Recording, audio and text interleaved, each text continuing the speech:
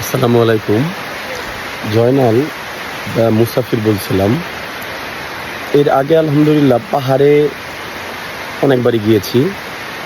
কিন্তু পাহাড়ে যেই জিনিসটা অনেক বেশি চেয়েছিলাম যে দিনভর বৃষ্টি দেখব, বৃষ্টির শব্দটা কানে আসবে এবং এই যে শ্রাবণ মাস একটা যে ডিফারেন্ট আবহ তৈরি করে সেটি ফিল করব। কিন্তু সামহাউ হয়তো ওই দিন বৃষ্টিটা হয় নাই ওই সময়ে। কিন্তু এবারে বান্দরবনে বলা চলে আসলে একাই এসছি। তো এসে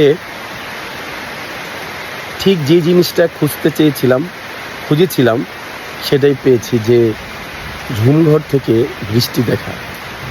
এখানে অলস দিন থাকবে এবং বৃষ্টি থাকবে। আমার পেছনে আপনারা হয়তো তাই দেখতে পাচ্ছেন। এটা ফ্রেমের ভিতরে ফ্রেম। এই যে একটা জানালা, এবং এই জানালা কিন্তু ঝুমঘরের ভেতরে।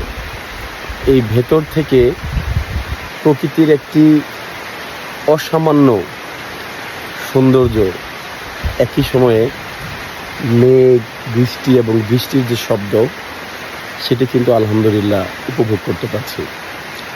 যদি আপনাদেরকে বাইরে দেখাই, বাহিরে কী অবস্থা, তাহলে সেটির ভিউটি এরকম হবে। আমরা বাহিরের ভিউতে চলে গিয়েছি। বৃষ্টি পড়ছে।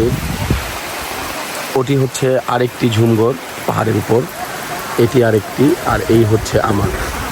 ওই যে আকাশে অনেক মেঘ জমে আছে, বৃষ্টির মাধ্যমে ক্লিয়ার হচ্ছে, এবং এই ঝুমঘরের ভেতরে, আমার এই ঝুমঘরের ভেতরে এই তো আমরা এরকম দেখতে পাচ্ছি, এবং থাকার জন্য যে ব্যবস্থা এরকম।